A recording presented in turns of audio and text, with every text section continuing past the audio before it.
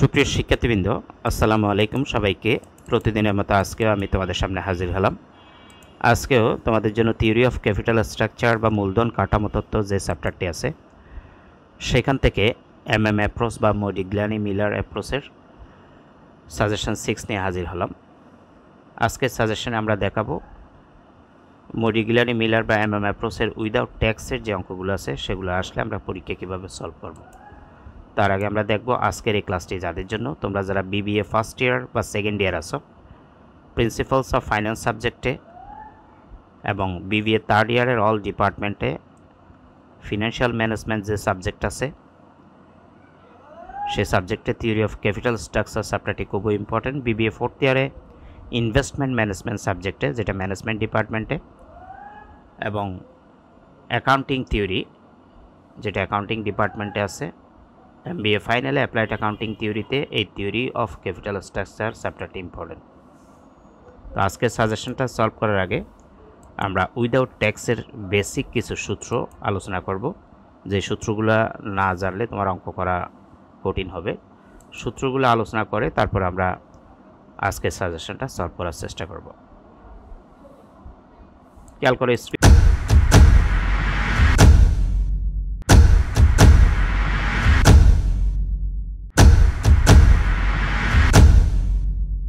আমি অ্যাপ্রোচের উইদাউট ট্যাক্সের যে সূত্র, সেই প্রথম সূত্রটা value of U firm and L firm. আমরা ইতিমধ্যে জেনে গেছি ভ্যালু অফ ইউ ফার্ম বলতে আনলিভার্ড ফার্মকে বোঝায়, অর্থাৎ যে ফার্মে কোনো ঋণ নেই সেটাকে বলা হয় আনলিভার্ড ফার্ম।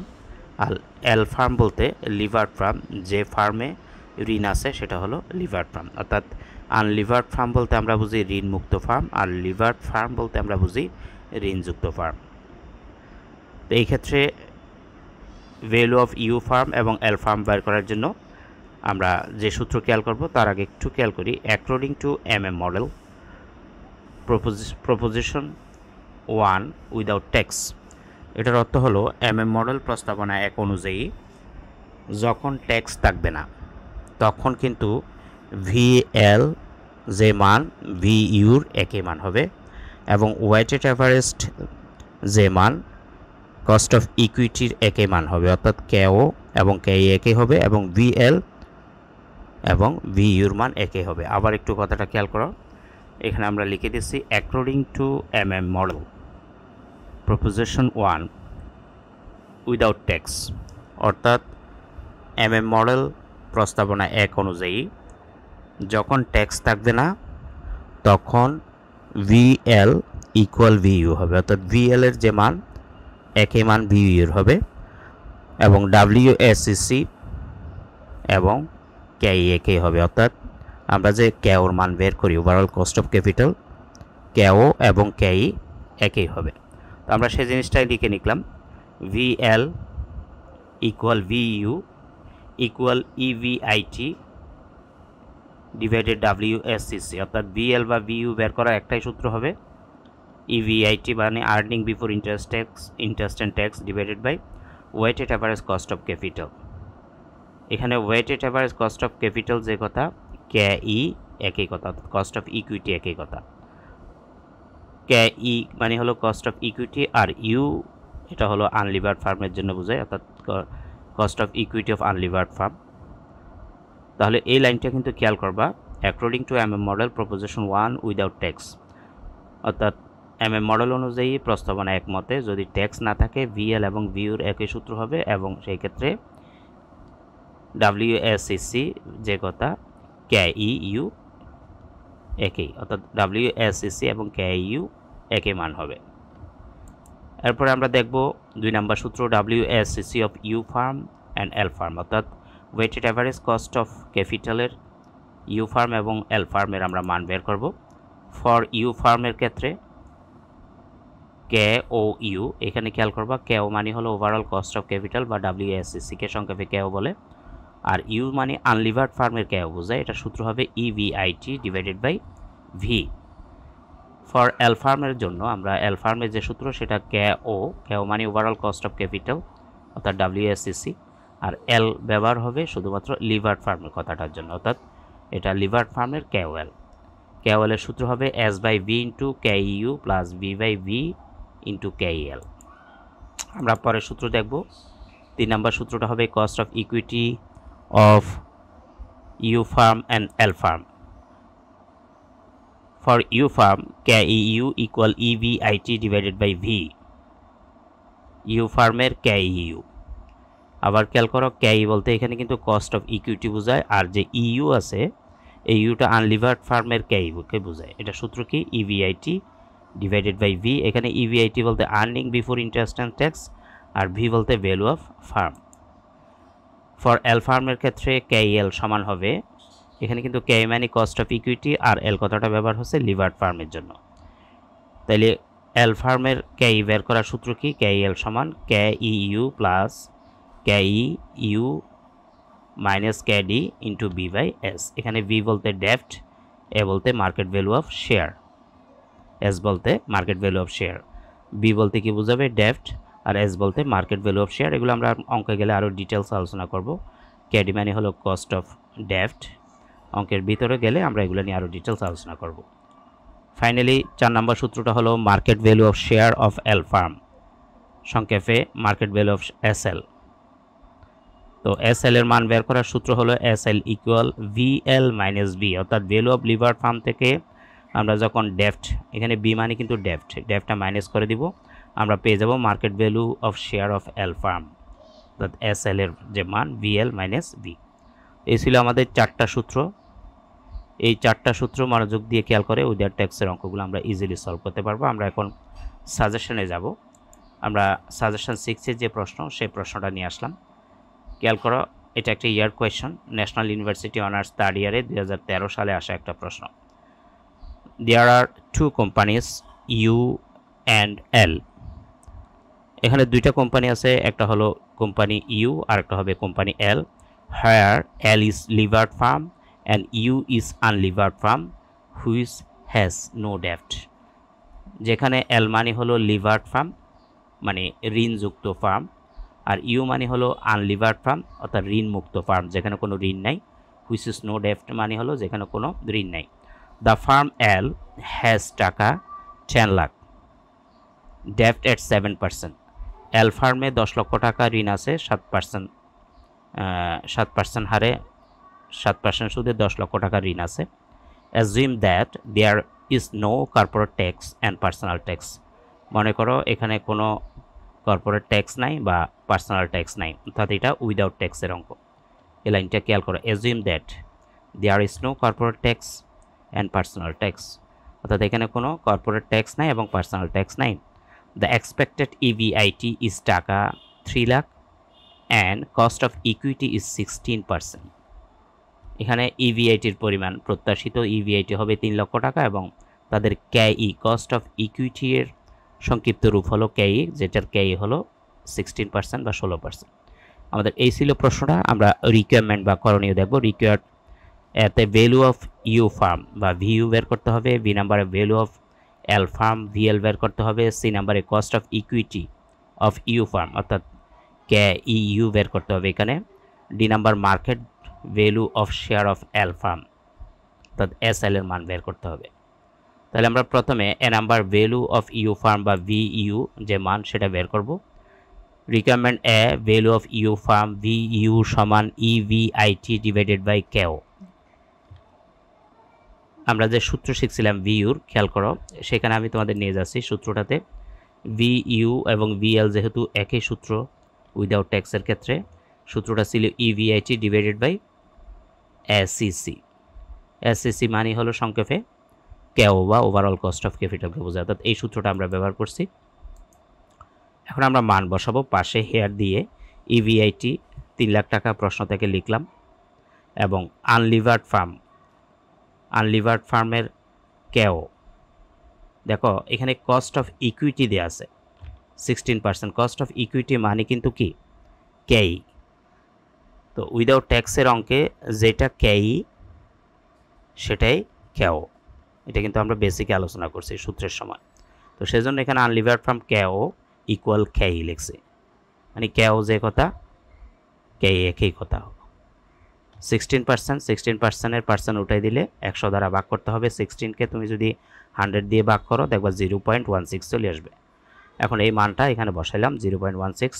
3 লক্ষকে 0.16 দ্বারা যদি ভাগ করি আমরা পাবো 18,75,000, অর্থাৎ 18,75,000 টাকা ভিউর মান পেয়ে গেলাম। বি নাম্বারে আমরা ভ্যালু অফ এল ফার্ম বা ভিএল বের করব। আমরা পরের পেজে যাব। বি নাম্বার দিয়ে ভ্যালু অফ এল ফার্ম।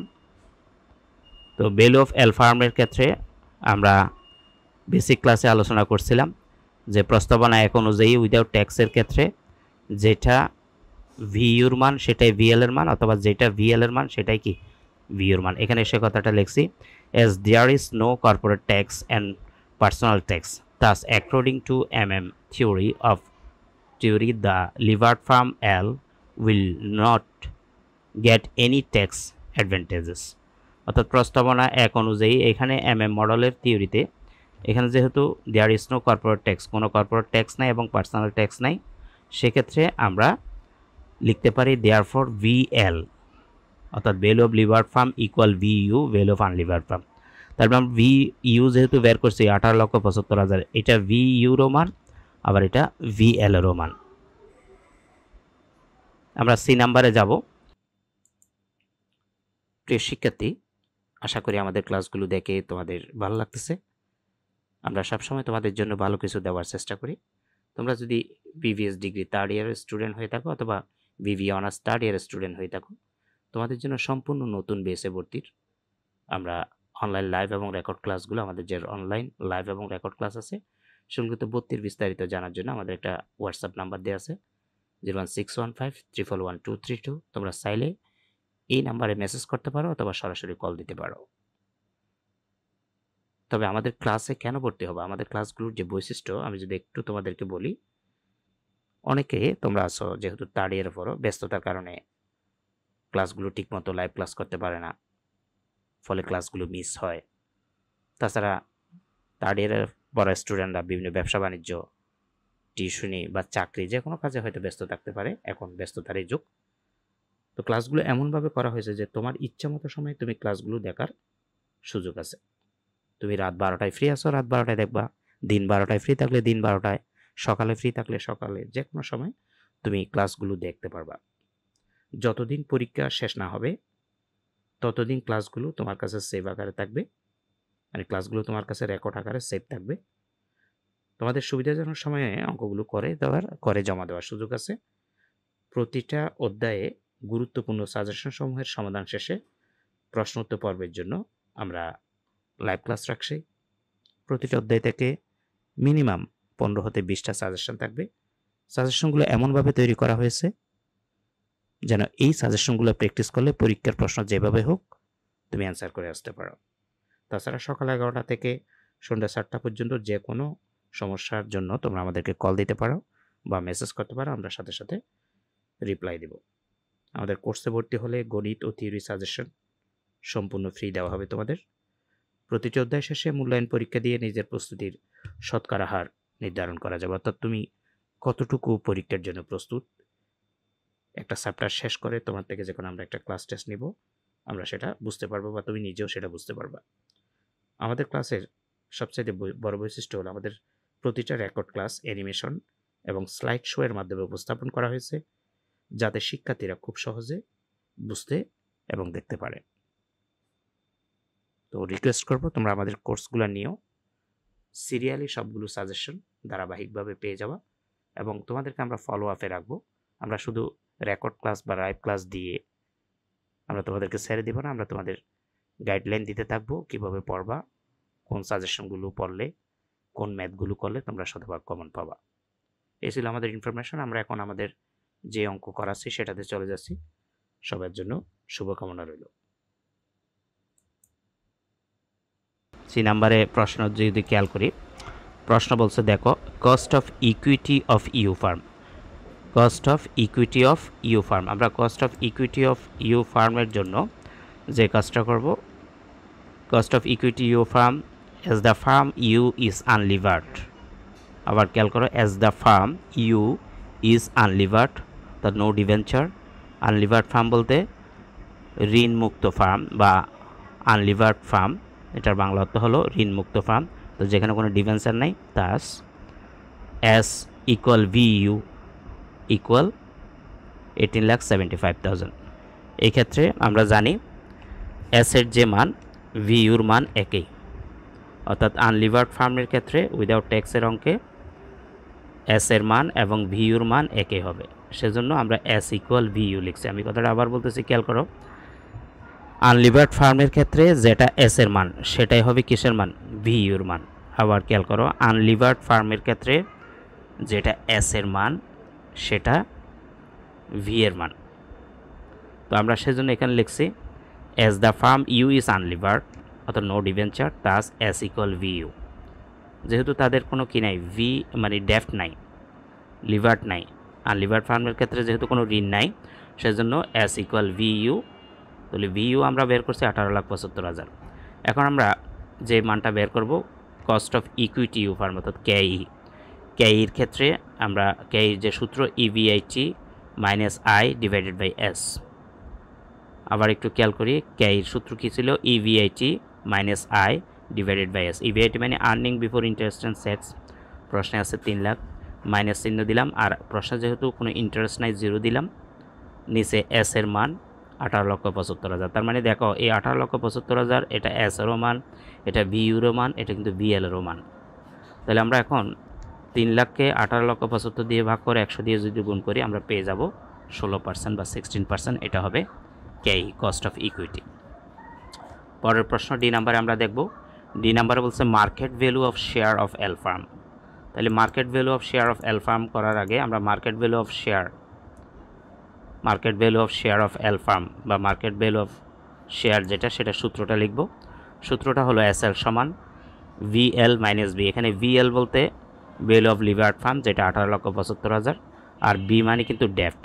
ওকে, তাহলে আমাদের 18,75,000 ভিএল এর মান বসাইলাম, সূত্রের মাইনাস চিহ্ন দিলাম। প্রশ্নে এল ফার্মের ডেফট ছিল 10 লাখ। আমরা যদি প্রশ্নে দেখি, দেখো এখানেই বলা আছে যে দ্য ফার্ম এল হ্যাজ টাকা 10 লাখ ডেফট অ্যাট 7%।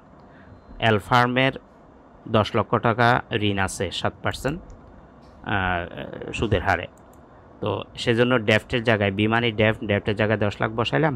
এখন 18,75,000 থেকে 10 লাখ গেলে আর থাকবে 8,75,000। এটা হবে এস এল এর মান। আমরা পাশে হেয়ার দিয়ে একটু লিখে দিব, ভিএল মানে 18,75,000, যেটা এখানে রিকোয়ারমেন্ট বিতে বের করছি, আর বি মানে কিন্তু ডেফট, আর ডেফট হলো 10 লক্ষ টাকা। তো এই ছিল আমাদের আজকের ক্লাসটি যে ভালো লাগলে অবশ্যই একটা লাইক কমেন্ট করবা, আর চ্যানেলটাতে নতুন হয়ে থাকলে সাবস্ক্রাইব করে রাখবো। অলরেডি সাবস্ক্রাইব করলে অসংখ্য ধন্যবাদ। সবার জন্য শুভকামনা রইল। আসসালামু আলাইকুম ওয়া রাহমাতুল্লাহি ওয়া বারাকাতুহু।